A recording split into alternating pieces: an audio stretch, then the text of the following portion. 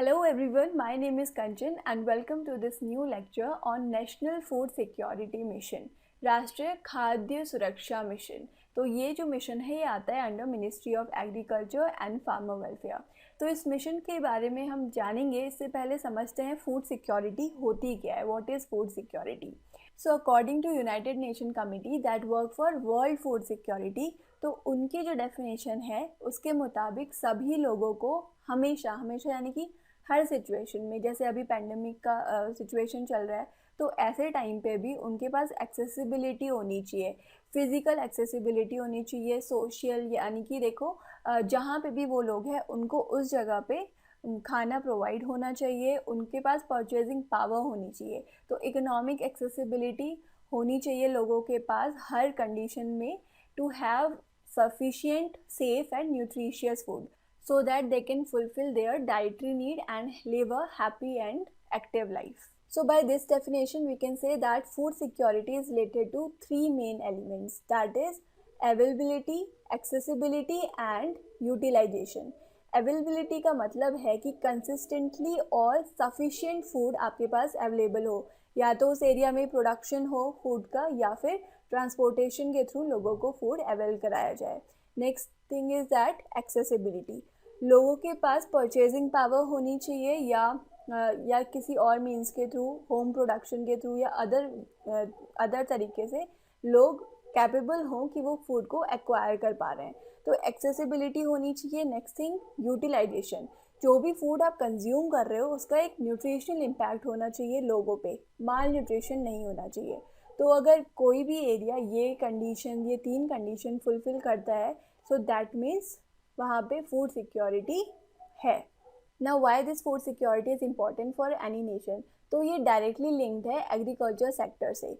तो ये agriculture sector को बूस्ट करता है और इसके एग्रीकल्चर सेक्टर के ग्रो होने पे जो एम्प्लॉयमेंट है वो जनरेट होता है, जॉब क्रिएशन बढ़ती हैं।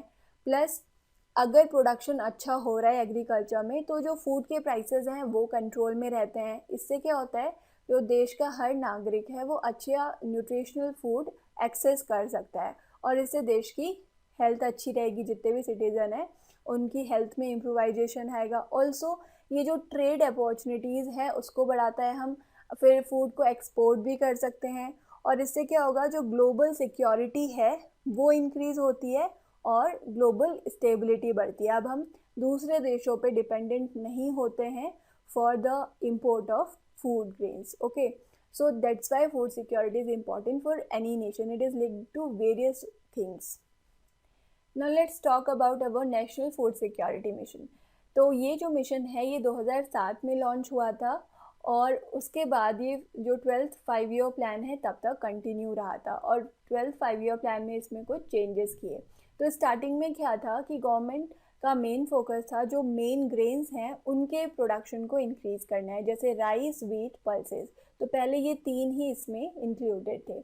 उसके बाद 12th 5 ईयर प्लान में इस स्कीम को कंटिन्यू किया गया और इसमें अदर चीज़ें भी, अदर क्रॉप्स को ऐड किया गया, जैसे जो सीरियल ग्रेन्स होते हैं, रागी, ज्वार, मक्का वगैरह, इन सबको ऐड किया गया। कमर्शियल क्रॉप्स को ऐड किया गया, कॉटन, जूट, कैफाइन, ये सारा। तो इनके प्रोडक्शन को इंक्रीज़ करने की इसमें बात की गई है। एंड प्रोडक्शन कैसे इंक्रीज़ होगा, जब हम प्रोड्यूस करने का एरिया एक्सपेंड करेंगे। सो थ्रू एरिया एक्सपेंशन ये प्रोडक्शन इंक्रीज़ करने की बात की गई। और जो प्रोडक्टिविटी है उसको भी इन्हेंस करना है। कैसे होगी, अभी इरिगेशन सिस्टम है, सीड वगैरह हैं, जो भी इनपुट कॉस्ट लगती है उसके लिए गवर्नमेंट सब्सिडी प्रोवाइड करती है, पेस्टिसाइड में सब्सिडी देती है, टेक्नोलॉजिकल और मशीन रिलेटेड हेल्प करती है, एंड बहुत सारी जो अदर तरीके की हेल्प है फार्मर्स की इनकम को डबल करने की, ये सारा कुछ गवर्नमेंट करती है। तो इतने मिलियन लोगों की अगर आपको फूड सिक्योरिटी का ध्यान देना है तो बहुत ज़रूरी है कि सॉइल फर्टिलिटी को रिस्टोर किया जाए, सॉइल मैनेजमेंट में काम किया जाए, बिकॉज सस्टेनेबल एग्रीकल्चर ही एकमात्र सोर्स है कि जिससे आप लॉन्ग रन तक लोगों को फूड अवेल करा पाओ, फूड सिक्योरिटी प्रोवाइड कर पाओ। नेक्स्ट थिंग इज़ दैट कि जो हम एडिबल ऑयल्स को इंपोर्ट करते हैं तो हमको उसको रोकना है, इसको बहुत ज़्यादा कम कर देना है, किससे हमको अपनी जो वेजिटेबल ऑयल्स हैं उनके प्रोडक्शन को इंक्रीज़ करना है। तो नेशनल फूड सिक्योरिटी मिशन के ये सारे ऑब्जेक्टिव्स हैं। Now let's see the select features of this scheme. So ये नेशनल फूड सिक्योरिटी मिशन का लोगो है। ये सेंट्रली स्पॉन्सर्ड स्कीम है, यानी कि सेंट्रल और स्टेट गवर्नमेंट दोनों फंडिंग करेंगे और 2007 में लॉन्च हो गई थी। तो इसमें 2018 में जो नेशनल मिशन है for oil seed and oil palm, इसको इंक्लूड किया था, और 2019 में सीड विलेज प्रोग्राम को इंक्लूड किया था। ये national mission for oil seed और ऑयल प्रोग्राम जो है, इसके बारे में मैंने लास्ट लेक्चर्स में आपको बताया हुआ है। तो अभी एनएफएसएम में 8 कंपोनेंट्स हो गए हैं, तो you can have a look on them. Now let's see what are the challenges in food security of India और क्या सोल्यूशन हो सकते हैं। सो अभी जो हमारा प्रोडक्शन लेवल है वो इतना कम नहीं है, अच्छा खासा हो रहा है। बहुत सारे जो फूड ग्रेन्स हैं हम उनको एक्सपोर्ट भी कर रहे हैं, फ्रूट्स एंड वेजिटेबल को एक्सपोर्ट कर रहे हैं। तो ये जो डिमांड और सप्लाई का गैप है ये बहुत हद तक रिड्यूस होने लगा है। तो यहाँ पे प्रॉब्लम आती है फूड के डिस्ट्रीब्यूशन में। ये जो पीडीएस डिस्ट्रीब्यूटर होते हैं ये बहुत ज़्यादा करप्शन करते हैं, ओपन मार्केट में फूड ग्रेन्स को ज़्यादा प्राइस में बेचते हैं, और जो नीडी वंस हैं, जो बेनिफिशरीज़ हैं, रियल बेनिफिशरीज जो हैं, उनको ये ख़राब जो फूड ग्रेन है वो प्रोवाइड करते हैं, जिससे वो उनकी न्यूट्रिशनल हेल्थ को भी कॉम्प्रोमाइज़ करते हैं। So distribution of food is one of the challenge. इस पे आपको बहुत ज़्यादा पॉलिसीज़ बनाने की ज़रूरत है। एक तो जो आइडेंटिफिकेशन होता है बेनिफिशरीज़ का वो भी बहुत आर्बिट्रेरी होता है। इसके लिए हालांकि वन नेशन वन कार्ड का जो स्कीम है वो लाया गया है। Next thing is that purchasing power. अभी प्रोडक्शन हो रहा है, अभी हम जो फूड ग्रेन्स हैं वो तो आपको मिल जाते हैं, लेकिन बहुत सारे जो बैलेंस डाइट में आपको जो अदर फूड आइटम्स चाहिए होते हैं वो तो आपको ख़रीदने पड़ेंगे ना। फल सब्जियों में थोड़ी ना, फल सब्जियां थोड़ी ना डिस्ट्रीब्यूट हो रही हैं, तो उनको ख़रीदने के लिए लोगों के पास उतना पैसा नहीं है, जो पैसा अर्न कर रहे हैं वो इतना सफिशिएंट नहीं है। So because of lack of purchasing power जो न्यूट्रिशनल नीड है लोगों की वो कंप्लीट नहीं हो पा रही है। तो जो की एलिमेंट है फूड सिक्योरिटी का, दैट इज़ अवेलेबिलिटी, वो पूरी नहीं हो पा रही है, यूटिलाइजेशन वो फुलफ़िल नहीं हो रहा है, और एक्सेसिबिलिटी भी नहीं हो रही है। देखो there is lack of infrastructure also. जो कोल्ड स्टोरेज चैम्बर्स होते हैं, कोल्ड स्टोरेज इंफ्रास्ट्रक्चर होता है, उसका प्रॉब्लम है, इसलिए जो फूड वेस्टेज है वो बहुत ज़्यादा हो रहा है। So there is a need for change in these policies, और सेंट्रल लेवल, सेंटर को, स्टेट गवर्नमेंट को, विलेज जो गवर्नमेंट है एंड अदर ब्लॉक लेवल में जो अथॉरिटी है, इन सबको एक साथ काम करने की ज़रूरत है। सेंटर स्कीम बना देती है, इंसेंटिव प्रोवाइड कर देती है, लेकिन ग्राउंड लेवल पे जो काम है वो अच्छे से नहीं होता है, एफिशिएंटली वर्क नहीं करता है।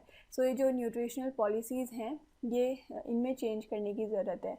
हालांकि बहुत सारी अच्छी अच्छी पॉलिसीज़ बनाई हैं गवर्नमेंट ने, जैसे मनरेगा है, लोगों की इनकम को इंक्रीज़ करने के लिए, इनकम प्रोवाइड करने के लिए स्कीम है, मिड डे मील है, बट फिर भी जो न्यूट्रिशनल वैल्यू है लोगों की, वो जो न्यूट्रिशनल नीड है लोगों की वो पूरी नहीं हो पा रही है।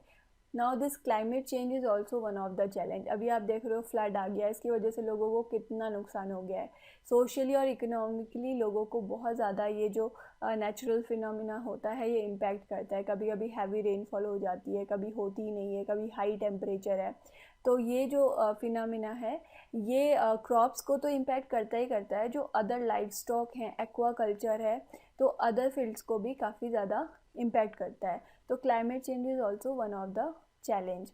नेक्स्ट थिंग इज़ दैट जो माइग्रेशन होता है, गाँव से शहरों की तरफ माइग्रेशन होता है, तो वहाँ पे ओवर पॉपुलेशन हो जाता है शहरों में, बेसिक हेल्थ प्रोवाइड नहीं कर पाते हैं इनको, और फूड सिक्योरिटी तो एक मेजर चैलेंज होता ही होता है।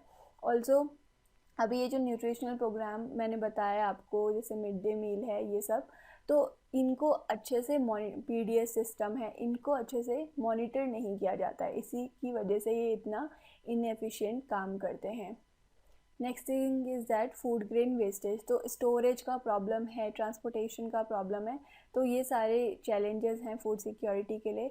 तो इसमें ऐसा हो सकता है कि बहुत सारे ऐसे रिकमेंडेशन आते हैं एक्सपर्ट्स के तरफ से कि there should be a policy of local production and local distribution. तो इससे क्या होगा, जो लोग हैं उनकी न्यूट्रिशनल नीड्स पूरी हो पाएंगी। और जो हमारे 3 की एलिमेंट है फूड सिक्योरिटी के, अवेलेबिलिटी, एक्सेसिबिलिटी और यूटिलाइजेशन, हम इनको फुलफ़िल कर पाएंगे। तो एक्सपोर्ट करने से पहले बहुत ज़रूरी है कि हम अपना जो फूड सिक्योरिटी का प्रॉब्लम है उसको दूर कर पाएँ, और फिर बाद में बेटर इंफ्रास्ट्रक्चर की वजह से, बेटर प्रोसेसिंग की वजह से we can also show our presence in export also. There should be cooperative federalism, यानी कि सेंटर, स्टेट और विलेज लेवल, ब्लॉक लेवल, इन सारी अथॉरिटी को साथ में कोऑर्डिनेट करके काम करना चाहिए, so that we can overcome these challenges related to food security. So that's all for this lecture. Thank you so much for watching this video.